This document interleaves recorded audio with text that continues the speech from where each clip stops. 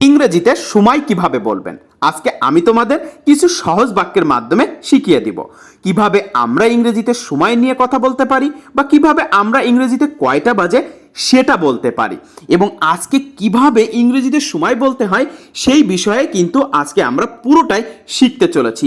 আশা করি আজকের এই ভিডিওটি শেষ পর্যন্ত দেখবেন, কারণ আজকের এই ক্লাসটা প্রচণ্ড ইম্পর্ট্যান্ট আপনাদের প্রত্যেকের জন্য এবং আমি চাই যে আপনারা পুরো ভিডিওটা দেখুন এবং আমাকে কমেন্ট সেকশনে লিখে জানান আপনাদের কাছে আজকের এই ক্লাসটি কেমন লাগলো। যারা এখনও চ্যানেলটা সাবস্ক্রাইব করেননি, আরও এরকম ভিডিও পেতে চ্যানেলটা সাবস্ক্রাইব করুন আর লাইক করে দাও ক্লাসটা যদি তোমাদের কাছে ভালো লাগে, এবং টাইম লাইনে শেয়ার করে দাও যাতে করে তোমাদের টাইম লাইনে থাকা বন্ধুরাও এটা দেখে উপকৃত হতে পারে। তো কথা না বাড়িয়ে চলো মূল ক্লাসে যাওয়া যাক। ইংরেজিতে ঘন্টা যেভাবে বলবেন, অর্থাৎ প্রথমে আমরা ঘন্টা বলাটা শিখে নেব। তার জন্য আমরা একটা লাইনকে অনুসরণ করব। আমি আপনাদেরকে দেখিয়ে দিচ্ছি। It's dash a clock, it's dash a clock, অর্থাৎ এই ড্যাশের এখানে আমরা ঘন্টাটা বসিয়ে দেব। নিচে কিছু উদাহরণের সাহায্যে দেখা যাক। It's 12 A clock, it's 12 A clock, অর্থাৎ আমরা ড্যাশের জায়গায় কিন্তু 12 বসিয়েছি, মানে 12টা বাজে। ইটস 1 এ ক্লক, অর্থাৎ মানে 1টা বাজে। ইটস 4 এ ক্লক, মানে 4টা বাজে। এভাবে আপনি কিন্তু ওই ড্যাশের ওখানে আপনি যে কয়টা বাজার কথা বলতে চাচ্ছেন সেটা কিন্তু বসিয়ে দিতে পারেন। খেয়াল করে দেখবেন যতটা বাজে সেটা ড্যাশের মধ্যে বসিয়ে দিলেই হচ্ছে, আর কোনো কিছু নিয়ে ভাবতে হবে না, বাক্যের স্ট্রাকচারও একই থাকছে। এরপরে কি বলতে পারেন ইংরেজিতে ঘন্টা ও মিনিট যেভাবে বলবেন। এরপরে আমরা শিখব ইংরেজিতে ঘন্টা ও মিনিট কিভাবে বলতে হয়। দেখেন আমরা একটি লাইন আপনাদেরকে দেখিয়ে দিচ্ছি, একটি লাইন দিয়ে কিছু অনুশীলন করে দিচ্ছি। It's 5 past, it's 5 past dash, it's 5 past dash. দেখেন এই ড্যাশে আমরা কি বসাবো একটু খেয়াল করেন, উদাহরণে দেখা যাক। ইটস 5 past 1, মানে এখন 1টা 5 বাজে। তাহলে যদি এরকম একটা 5, একটা 10, একটা 20 এরকম আপনারা বলতে চান, যে কয়টা বলতে চান, তাহলে এরকমটা বলতে পারেন। ওই ড্যাশের ওখানে যে কয়টা বাজে সেই কয়টা আপনারা বসিয়ে দিতে পারেন। আমরা আরও কিছু এক্সাম্পলে দেখি। ইটস 5 past 4, মানে 4টা 5 বাজে। ইটস 5 past 4, মানে 4টা 5 বাজে। এভাবে আপনারা ড্যাশের ওখানে কিন্তু 3টা বসাইতে পারেন, 4টা বসাতে পারেন, 5টা 6টা এভাবে বসিয়ে আপনারা অনুশীলন করতে পারেন। কোনো একটা সময় হলে যদি 5 মিনিট কেটে যায়, যেমন 12টা 5, তাইলে ইটস 5 past 12, 12টা 5, ইটস 5 past 12। বা 6টা 5, তাহলে আমরা বলবো যে ইটস 5 past 6, ইটস 5 past 6, অর্থাৎ 6টা 5 বাজে। খেয়াল করে দেখবেন 5 মিনিট কেটে গেলে তখন আপনি সহজেই এই বাক্যটা ব্যবহার করতে পারবেন। 5 মিনিট কেটে গেলে সহজেই কি করতে পারছেন, এই বাক্যটা ব্যবহার করতে পারছেন। তারপরে আরেকটু দেখেন। ইটস 10 past, অর্থাৎ এই 10 পাস্টের জায়গায় আমরা কি ব্যবহার করতে পারি, মানে 10 মিনিট বেজে গেল, এখন 12টা 10 বাজে, তাহলে কি বলবেন ইটস 10 past 12। তাহলে আমরা ড্যাশের জায়গায় কি বসাবো, ইট 10 past 12, মানে এখন 12টা 10 বাজে, এখন 12টা 10 বাজে। আপনি আরও অনুশীলন করতে পারেন।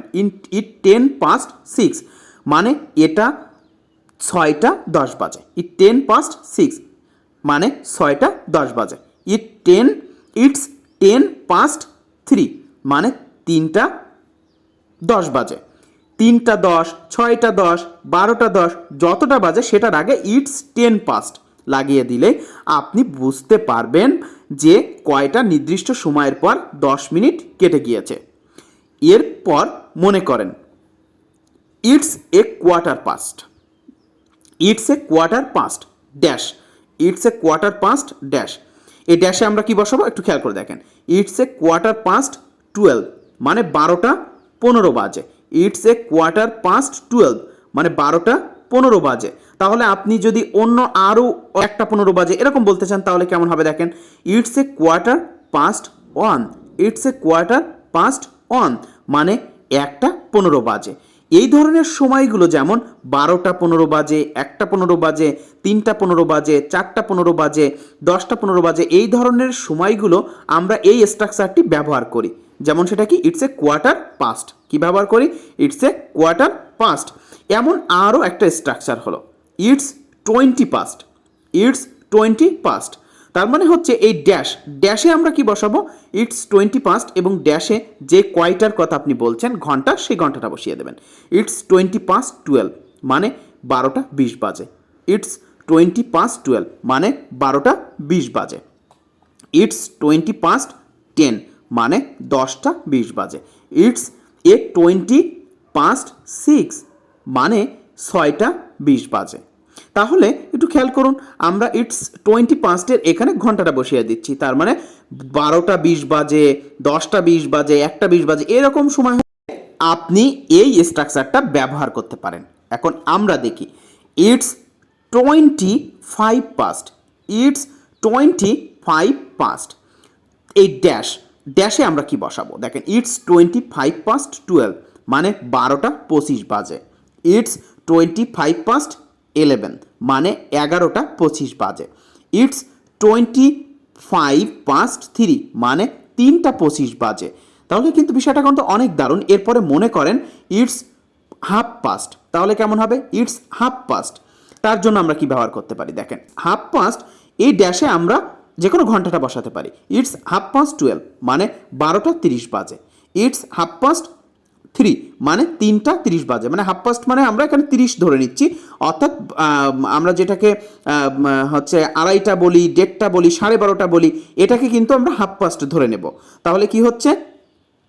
ইটস 6:30 মানে 6:30 বাজে। এরপরে মনে করেন ইটস 25 ড্যাশ ইটস 1 তার মানে হচ্ছে 1টা বাজতে 25 মিনিট বাকি। ইটস 1 মানে 1টা বাজতে 25 মিনিট বাকি। ইটস 2 মানে 2টা বাজতে 25 মিনিট বাকি। ইটস 3 মানে 3টা বাজতে 25 মিনিট বাকি। এরপরে কি হতে পারে? ইটস 22 ড্যাশ, আমরা এই ড্যাশে কি বসাবো? দেখেন ইটস 1 মানে 1টা বাজতে 20 মিনিট বাকি। ইটস 2 মানে 2টা বাজতে 20 মিনিট বাকি। ইটস 3 মানে 3টা বাজতে 20 মিনিট বাকি। এরপরে আরও আমরা কি বলতে পারি একটু খেয়াল করে দেখেন। It's a quarter to dash. It's a quarter to dash মানে আমরা কি হবে দেখে নেব। ইটস এ কোয়ার্টার টু 1 মানে 1টা বাজতে 15 মিনিট বাকি। ইটস এ কোয়ার্টার টু 1 1টা বাজতে 15 মিনিট বাকি। একটু খেয়াল করেন, 2 মানে কিন্তু বাকি অর্থ প্রকাশ করবে, অর্থাৎ কোয়ার্টার টু থাকলে টাইম এখনো বাকি রয়েছে, তাহলে সেটা আমরা এইভাবেই উদাহরণের সাহায্যে শিখে নেব। ইটস এ কোয়ার্টার টু 2 মানে 2টা বাজতে 15 মিনিট বাকি। ইটস এ কোয়ার্টার টু 3 মানে 3টা বাজতে 15 মিনিট বাকি। খুব সহজ, তাই না? শেষের দিকের সময়গুলো আমরা কিভাবে বলতে পারি? শেষের দিকের সময়গুলো আমরা কিভাবে বলতে পারি সেটা কিন্তু এক্ষুনি আমরা আপনাদেরকে শিখিয়ে দিচ্ছি। ইটস 10 to 1 ইটস 10 to 1 মানে 1টা বাজতে 10 মিনিট বাকি। ইটস 10 to 1 1টা বাজতে 10 মিনিট বাকি। ইটস 10 to 3 3টা বাজতে 10 মিনিট বাকি। ইটস 10 to 6 মানে 6টা বাজতে 10 মিনিট বাকি। ইটস 5 to 1 মানে 1টা বাজতে 5 মিনিট বাকি। ইটস 5 to 1 1টা বাজতে 5 মিনিট বাকি। ইটস 5 to 3 1টা বাজতে 3 মিনিট বাকি। তাহলে এই যে অল্প কিছু টাইম বাকি আছে, এই কয়টা বাজতে ওই কয়টা বাজতে, তাহলে দেখেন সেগুলো কিন্তু আমরা খুব ইজিলি শিখে গেলাম। আজকে কিন্তু আমরা খুব সহজ ও ছোট কিছু বাক্যের মাধ্যমে আমরা শিখলাম কিভাবে আমরা ইংরেজিতে সময় বা কয়টা বাজে সেটা বলতে পারি। তো গাইজ, আজকের এই ক্লাসটি তোমাদের কাছে কেমন লাগলো অবশ্যই কমেন্টে জানাবা। আর প্রতিনিয়ত তোমরা বেশি বেশি করে বাসায় কিন্তু এই ক্লাসগুলো দেখে অনুশীলন করবা, এবং একটা জিনিস মনে রাখবা যে যত বেশি অনুশীলন করতে পারবা ততই কিন্তু তুমি ইংরেজিতে কথা বলতে পারবা এবং তোমার স্পোকেন ইংলিশটা অনেক বেশি ভালো হবে এবং তোমার জড়তা কাটবে। তাই বেশি বেশি করে অনুশীলন করো এবং প্রতিনিয়ত এই ধরনের ক্লাস পেতে আমাদের ইউটিউব চ্যানেলটিতে সাবস্ক্রাইব করো এবং বেশি বেশি করে আমাদের এই ভিডিওগুলো তোমাদের টাইমলাইনে শেয়ার দিয়ে রাখো, যাতে করে তোমাদের ফ্রেন্ড লিস্টে থাকা বন্ধুরাও এটি দেখে কি হতে পারে, উপকৃত হতে পারে। তো আজকের মতন এখানে বিদায় নিচ্ছি, আবারও কিন্তু এরকম গুরুত্বপূর্ণ ক্লাস নিয়ে হাজির হব। ততক্ষণে ভালো থেকো, সুস্থ থেকো, আল্লাহ হাফেজ।